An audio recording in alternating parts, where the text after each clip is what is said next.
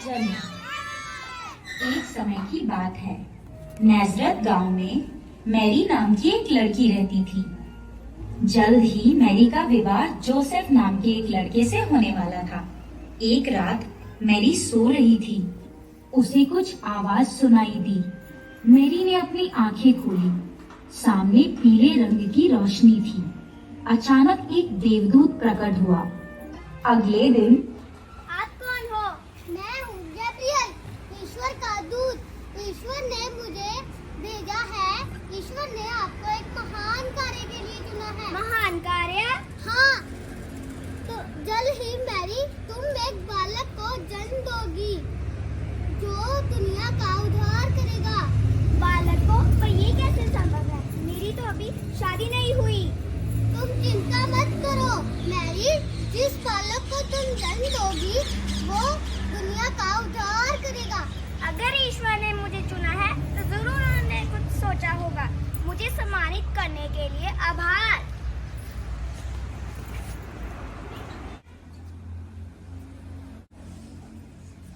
हुई।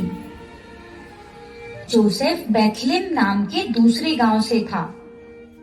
मैरी और जोसेफ ने तय किया कि वो बेथलेम जाएंगे। नाजरत से बेथलेम का सफर काफी लंबा था। दोनों कई दिनों तक लगातार चलते रहे।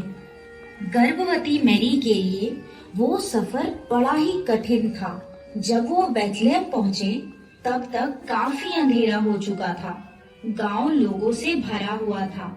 जोसेफ ने मैरी को एक पेड़ के नीचे बिठाया और वो रात बिताने के लिए कोई जगह खोजने चला गया।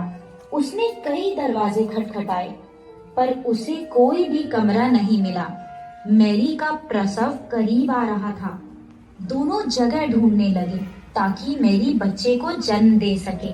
मैरी ने कहा, चिंता मत करो, ईश्वर हमारे साथ हैं। उन्हें एक खाली तबेला दिखा। दोनों ने वहां आसरा लिया।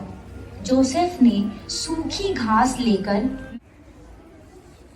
रात थी, आकाश में तारे चमक रहे थे। जल्द ही मैरी ने सुंदर बालक जीसस को जन्म दिया। मैरी खुश थी। संसार का तारक जीसस धरती पर आ चुका था। जोसेफ ने घास लेकर छोटा सा बिस्तर बनाया। बालक जीसस उस पर आराम से सो रहा था। बेथलेम के पास टीले पर कुछ चरवाहे अपनी भेड़ों के साथ थे। अचानक आकाश में रोशनी चमकी। वो इतनी तीव्र थी कि उन्हें अपनी आंखें बंद करनी पड़ी। जब उन्होंने आंखें खोली, वहां एक सुंदर देवदूत खड़ा था। देवदूत ने कहा, चिंता मत करो, मैं एक बड़ा समाचार लाया हूँ। आज बेथलेम में एक बच्चे ने जन्म लिया है। एक दिन वो इस संसार का तारक बनेगा। चरवाहे हक्का बक्का हुए पर उन्होंने सोचा बालक को देख आते हैं।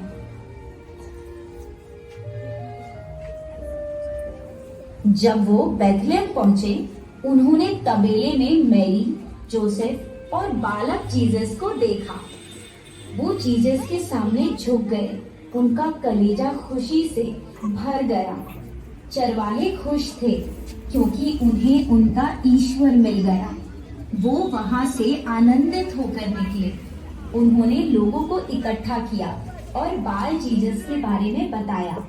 इस तरह संसार के तारक जीसस के धरती पर आने की खबर चारों ओर फैली।